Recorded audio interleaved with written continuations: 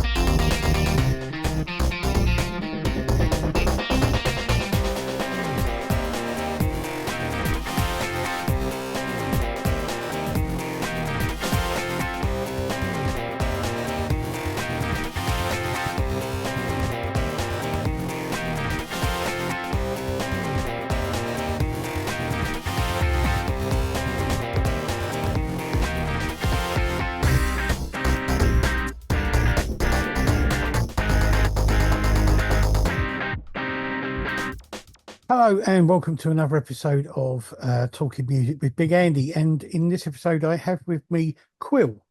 Hey, Hi, how you doing? good mate, really good, thank you. Good, good. Glad to have you on board. Now, I've got to start off with the simple thing, which is the name.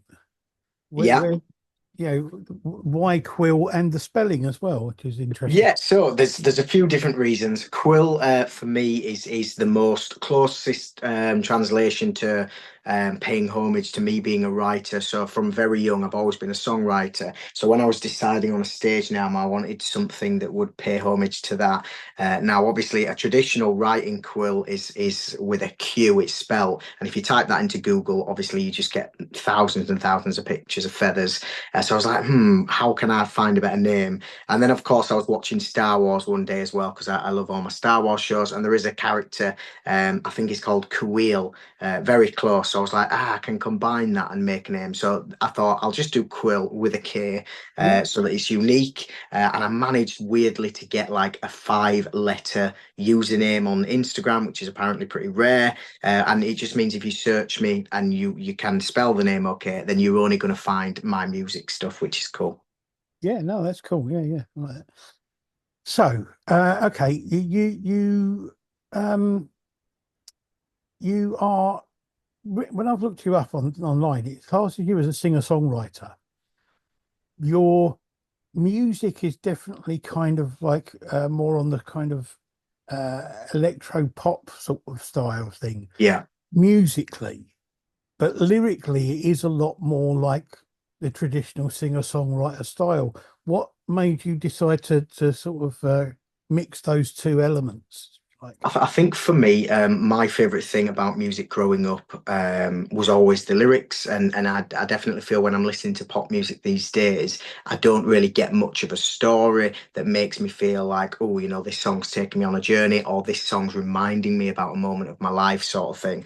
So it was really important to me that lyrics are meaningful and honest and tell stories in my music, and then obviously the sound, the whole electro pop thing. I'm trying to hybrid together modern sounds so that it would sit easily on a playlist next to a Shawn Mendes song or whatever, so that it's not too standoutish where people would be like, oh, that doesn't suit my pop playlist. But for the listeners and fans who like a little bit more meat on the bones, then it just means that when they listen to my songs, the more you listen to them, the more there is layers of meaning within the lyrics, and lots of connections as well to other songs and other references and things. And it's my own world, is my lyrics, but I do try and stay strict in terms of production so that my music is accessible in this kind of modern age.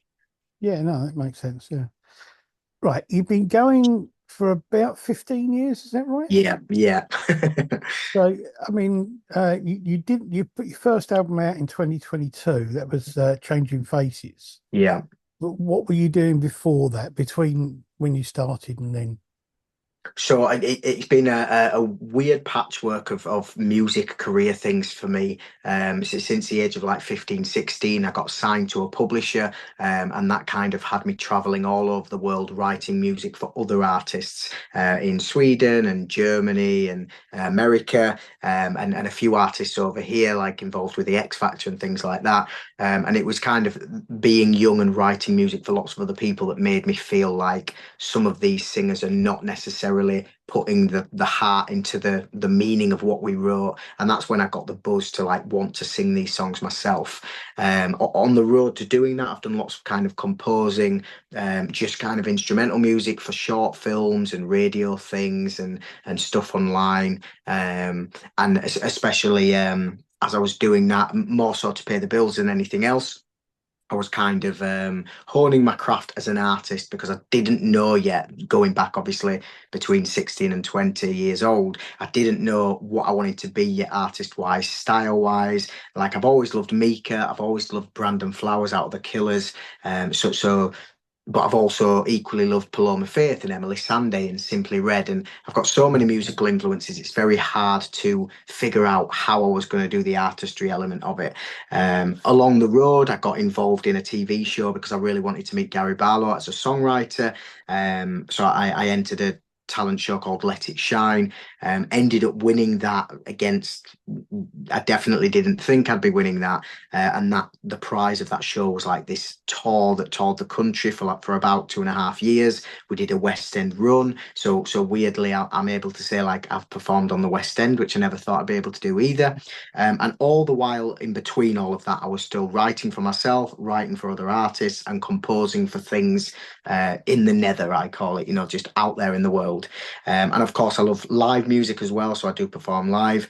And then I took a few years away from my career to focus on a family and adopt a little boy. And then I've kind of accepted the fact that maybe I've had my moment with winning Let It Shine and meeting my idols and doing all this crazy stuff. I was like, yeah, maybe that's it for me. And then my little boy got older, was approaching 5 years old, and I was like, actually, maybe I should give this a stab again. Just to see if I can put this character together and make it work for me. And that's really when Kuill was born. I was like, how do I not be disrespectful to my past, but how do I box it all off neatly and say, this is my next era, this is my next journey? And that's when I decided to be Kuill. Anyway, the last 6 to 12 months has been a bit crazy because I started doing a storytelling tour explaining what I'm explaining now to you. And it went really well. We went to Manchester, Leeds, London, and it was in London I ended up getting scouted for The Voice. And originally, I kind of said no because I didn't really want to do reality TV. And then I thought about it more and more, and I was like, actually, if I am going to launch this new character, this could be a great opportunity to re-establish that. And yeah, so that's kind of where I got to. I'll see if you've got anything specific on that. Right. Yeah, and obviously I was going to say that, people will probably recognize you from The Voice and know you from The Voice more than anywhere else at the moment, Yeah. within your new stuff and that sort of thing. And that obviously did, project you to the public a lot more. The album you did, Changing Faces, in 2022, that I was looking at, that you did quite well with that. You got number 5 on the iTunes album chart and number 1 on the singer-songwriter album chart. Yeah, yeah. I mean, that's quite cool for a debut album. It's really cool, and it's especially cool because I am fully independent. I don't have a label. I don't have a publisher at the minute. I don't have anything other than my own 2 legs, and my brilliant friends and family who obviously support what I do, and the fans I've built who also support these things. So yeah, it feels amazing to me to get those kind of little wins that make it feel like, yeah, I'm supposed to be doing this. But you were talking about your influences. I was wondering if there were any specific people that you would say definitely influenced your songwriting. Oh yeah, definitely the Killers and Brandon Flowers. 100% Mika, just the stylization of how he puts melodies on top of being a piano player. That's quite important to me. I've always loved Coldplay and Codeline bands. I've always found their melodies really, really cool. Anthony and the Johnsons, basically any artist that do something haunting with their work that kind of sticks with you and stays with you. When Bruce Springsteen did Philadelphia, for example, I've got such a wide array of influences, which is why I kind of thematically put albums together to cover these things. And no doubt in the future I'll go kind of more old school with it, because for example, KD Lang is a massive influence of mine. I think she's got one of the greatest voices of all time. And I've seen her live as well, and it's just sensational. But equally, I'm also the biggest Meatloaf fan. I've seen Meatloaf live. I went to his Hang Cool Teddy Bear tour. I love the Bat Out of Hell concept albums. I'd love to do an album like that where, you know, it's a bit more theatrical rock, and I'd love to be in Bat Out of Hell the musical. All of these things, it's literally can go in any direction, and that's really hard as well for an artist, I think. Yeah, it's difficult. I think the problem sometimes is that if you stray too far from the theme of one album with the next album, you have a tendency to lose some of your followers. Yeah, absolutely. Because they don't like the new direction you're taking. I've got to say, on the Changing Faces album, there's quite a few songs I really like, but the ones that stood out for me were Bad Dreams. I really liked. I think it's got a really good beat, and it's a really good sort of a driving pop song. You know, it's I still remember you and where you left me. Do you remember too? Try to remember me. I know it's hard to. So many people come and go that way. I overflow, afraid of letting go. Can't find the open road, still chasing shadows. When the high is over, then you try it sober, and the world becomes a bad dream. Now you're heading nowhere, and they're starting to stay, 'cause you're living in a bad dream. I can't remember me, or who I'm supposed to be. I lost the energy. I hide my heart and soul from who I used to know. This ain't no puppet show. The strings have fallen. When the high is over, then you try it sober, and the world becomes a bad dream. Now you're heading nowhere, and they're starting to stay. And I love Save Myself. Yeah. It's a really powerful sort of. It's really weird because it's a ballad, but it doesn't feel like a ballad. Yeah, this is an interesting thing for me. Is I'm a little bit paranoid with my own music, because I'm naturally a ballad writer. When I write a lot of my music, I just sit and write it at the piano, so it always starts as ballads. And normally I have to do the heavy lifting and move them into like mid tempo or high tempo. So I'm always conscious that I only limit myself to like one ballad a record, and even then the sadder songs try and dress them in something that makes them a bit more. Oh well, I might be able to walk fast to this, or go to the gym and listen to this. But yeah, I'm proud. I'm definitely proud of that album. For me, it was a real turning point.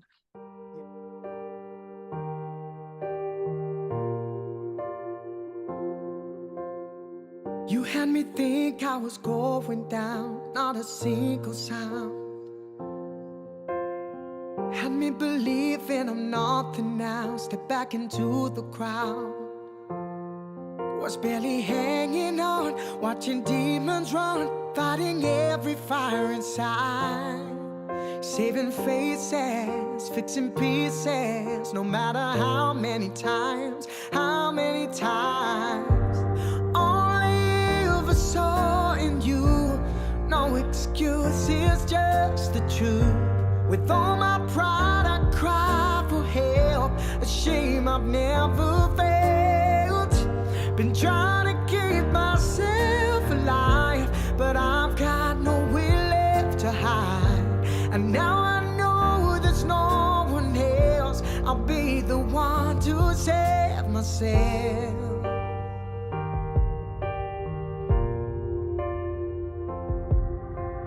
Had myself running from something more. You're closing all the doors, just keeps me wanting more. Then I was broken and breaking down, bleeding all my doubts, but I see clearer now. How did I get so low? I'm hanging out this road because you. The other thing I found, I saw a live video that you've got on online of Man on the Moon. Yeah.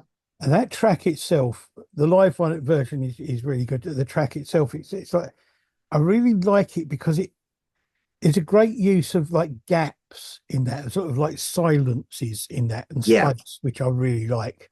And it's got this odd kind of stop-start feel to it. It kind of, you got this bit with gaps and space in it, and then it sort of picks up onto a beat, and then it stops again and goes back to the.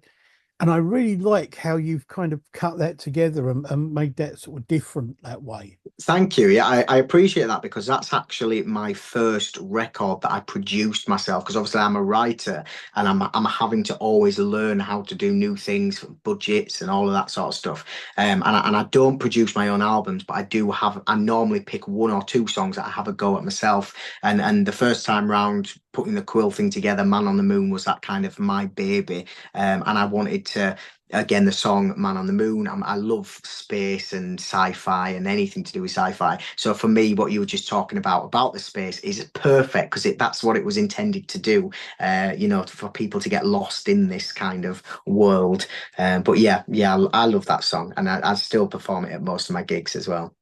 It's nice to hear somebody doing something slightly different and unusual within the kind of pop genre, rather than it just being all about the beat and the tempo. And it is different, even within most genres now. There's this definite there's been a move away from using space and silences and gaps within songs. People don't tend to do that, because I think they're worried about losing people because of short attention spans or whatever. Yeah, absolutely. I think especially with music these days, everyone's trying to just cram in a song in 2.5 minutes, and going back 20-30 years ago, songs were like 3 to 4 minutes. But I think there's so much. Spotify has created this ocean of music, so and everyone's got a set of headphones, and realistically, if you don't want to be a mega superstar and you just want 1,000 lovely loyal fans, then you've got to do something a little bit different, that they feel like, oh, this person's doing something in a way that touches me, that's different to what Shawn Mendes or Charlie Puth is doing or whatever. Yeah, no, I agree. I agree with that. I'm caught on you like a man on the moon. You're beautiful. I know I'm alive. Speak up if you're there, so I know it's real. Think time's got a hold of me and everything. Wash away these words and around my feet.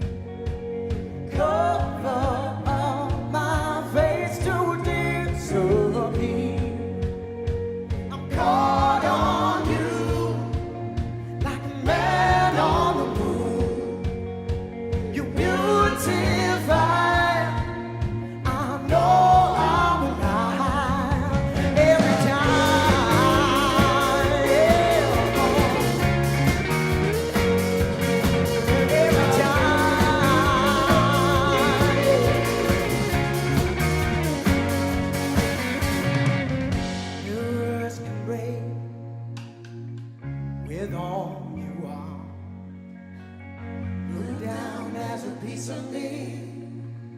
I've gone too far. Wipe these tears away and right my wrong. Guide me to the place where I belong. So now you've just released your second album, Yeah, Fragile Creatures. yeah, Fragile Creatures. Yeah. Now, I don't know. For me, it's a lot more. It's the sound of that. It sounds a bit more kind of like a straightforward pop album. Yeah. Was that an intentional?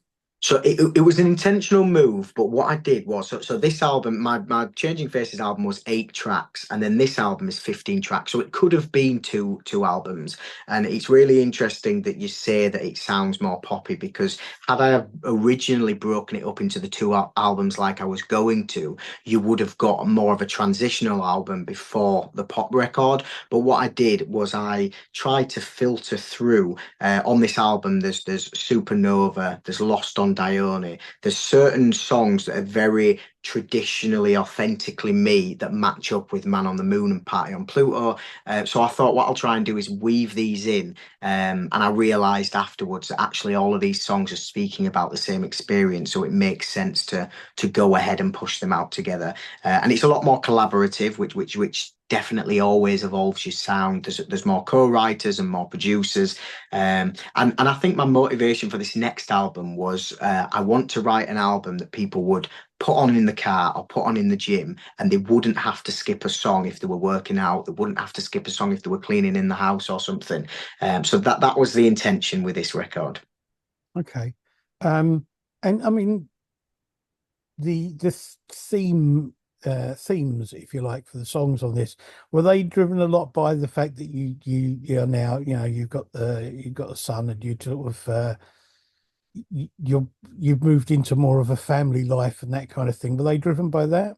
Definitely. So I break my album up into like 5 sections. One of the sections is definitely about becoming a dad, that shift in perspective of life not just being about me anymore. One of the things is about a transition, just becoming an older gay man, and trying to navigate the world and figure out what values. Like when I'm young, I cared about my hair and what I'm wearing and all of that sort of stuff. And then you get to the next area of your life and you're like, well, I don't go out clubbing anymore. I sit at home with a glass of wine or a beer and watch TV on Netflix. And it's about coming to terms with who you are growing into. So that's another theme. One of the themes is mental health across the board, and how some people really have to fight a daily battle to just be who they are, and they don't often get recognized for that fight. One of the themes is about loss and dealing with loss, basically, because there's been lots of in my career and personal life, I've experienced like the loss of a rugby player last Christmas who died tragically during Christmas in a car crash and was just gone. And it was really sad and emotional across our whole community. And for me to deal with it personally, we had a karaoke song we always sung together, Islands in the Stream. And when I was going back on our WhatsApp, it was like 50 requests, let's sing Islands in the Stream, across the many years. And then the realization that will never happen again, that I'll never get to do that with him again. And he himself was an amazing person, and it just shows you that life itself is fragile, and that you don't always know how long you get. You could live the healthiest lifestyle ever, you could live the worst lifestyle ever. It could be something like a car crash that takes you out. So what is it that you enjoy about life? Do that, because you don't know how long you get. So that's one of the other themes. And then the last theme is very much about the personal side of things for me, about the worrying and the anxiety of being in music itself and trying to navigate a career in an era where there's so much competition and there's so much kind of looseness, and people will jump from one thing to the next. How do you make yourself timeless? And that's kind of the thing I'm really trying to figure out at the minute. I'm trying to create timeless music in an era where trends jump all the time. So yeah, it's a much broader spectrum, and there's a song on there called Dying of the Light, which I think is track 14, really near the end of the album. That's about the rugby player we lost. And then Lost on Dione is a song about my son. Okay. I got to say, I mean, two of the tracks, again, there's lots on there that I like. There's a lot on there anyway, but two of the tracks that kind of stood out for me were Supernova. I really like that, and Every Version of You. Yeah, I love Every Version of You. I found that a very interesting song. Is there a story behind that? Because it's got a very interesting lyrically. Yeah, it is. It really touches a lot of themes, and it's a really personal record for me. And it's not necessarily a obviously it is a positive message. It's about reconciling all of the different versions of you in your life, good and bad. And it's kind of it's a message to people to say no matter what you've done, no matter what you've achieved, the version you are today may not be that same person. And it's also a message to the people around you that your experiences alter who you are. And we should be aware of that. You know, I experienced some people because of my journey on Let It Shine 8-9 years ago, and that I get some people who talk to me as if that is who I am. Yeah. And they'll watch a video on YouTube from 10 years ago and they will talk to me about it as if it happened yesterday. But for me, it happened many, many years ago. And I'm not that same person, no matter how much I'd want to go back to some of those experiences. It's just not the same. So yeah, every version of you is it's about self-care as well, really. About no matter how many people come in and out of your life, you are your constant. And you've got to remember to take care of yourself, I guess. Yeah. No, yeah, I get that. I get that completely. I'm walking in. I'm a fragile creature learning to fit in. Every way I turn, I know from here on in, I'll be walking right beside you. Let's begin. Just starting out. When you're walking on a knife edging you down, every muscle in your body screaming out, and the mindless energy keeps you devout.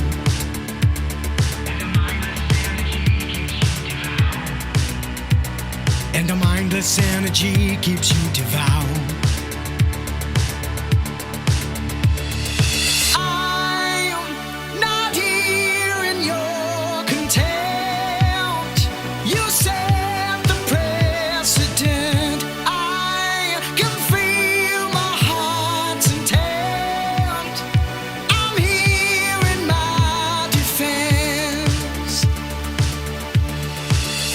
Storming out. I'm a fragile creature learning I can shout. Every day I wake I know that I'm so loud, hiding in a crowd to masquerade the sound.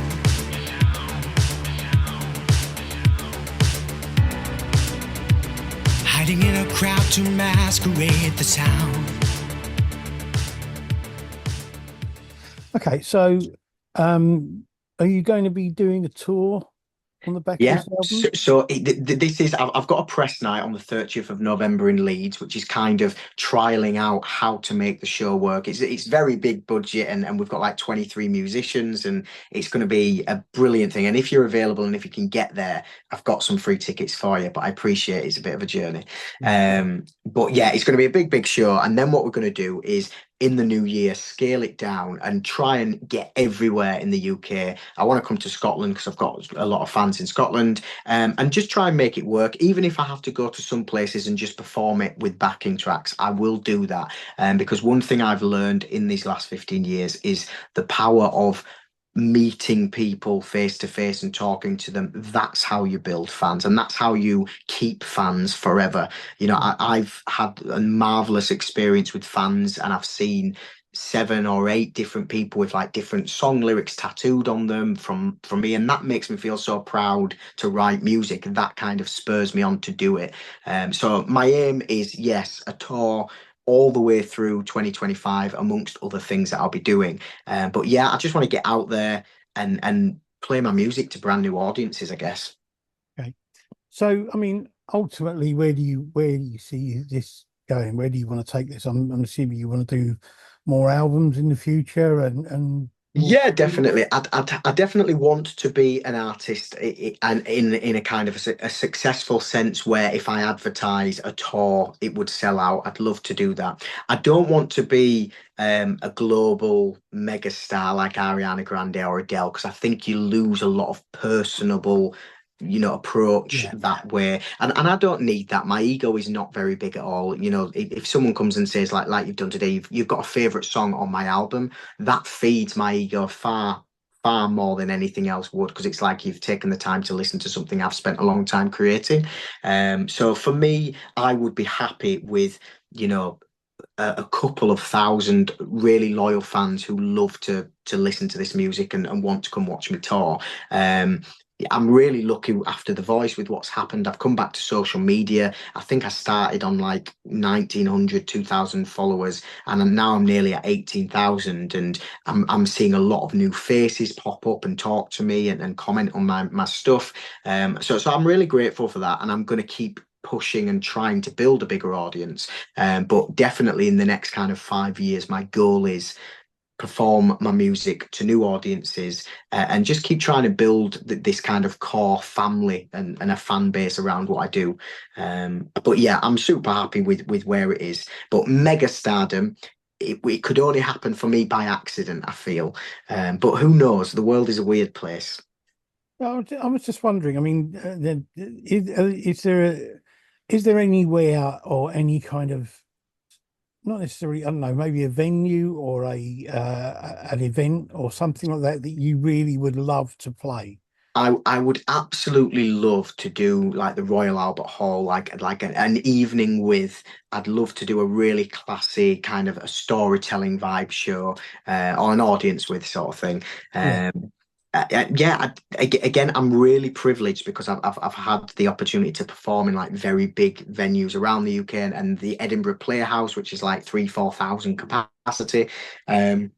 So yeah, I'd love to do a big audience just for the buzz of feeling people sing back to me and sing those songs. I did a sold out gig. I supported Russell Crowe this year, which Oh, again is yeah. just absolutely Yeah, bizarre. I was going to say, Never I thought saw I'd that. do something like that. Like you can't turn that down, can you? No. So I had to do that, and he already sold it out for me, so I didn't have to do anything other than turn up and sing. And I performed Supernova there, and did a bit of audience participation, and it was magical. It was so amazing having people sing back the part that I wrote for them. So for those reasons, I love to do like a stadium just to see how that would translate and hear people sing my songs, I guess. Yeah. Is there, I mean, you've got a great voice and you've written some fantastic songs. Thank I you. just wondered if there is anyone that you would really like to perform with, do a sort of a duet with or anything like that. Oh, I'd definitely love to perform with Jack Savaretti. I'd love to perform with Lady Gaga. Mm. I definitely love to perform with, again, like some of these aren't like mega stars, like Jamie Cullum, for example. I really respect him, and I'd love to sit and perform with him. Elton John is like a pipe dream, but I'm going to say that because I've had the dream before where I'm sat next to him on piano, Right. playing a song. But there's so many, again, more for the kind of the theatrical live element. I'd love to do some stuff with like Paloma Faith, because I think it would be really like aesthetically beautiful doing that. It just depends really on what mood you catch me in. Right. But yeah, I've got a lot of my kind of the people I want to sing with now are either too old or retired, like Mick Hucknall. I'd love to perform with Mick Hucknall. One of the greats, again, just tonal delivery, Yeah, everything. That storytelling vibe in the music. I definitely would have loved to have performed with Sir Tom Jones, as well as in, the real prize of that show is getting to perform with him at the end. yeah. That would have been magical. But never say never, because there's still time. No, true. Absolutely.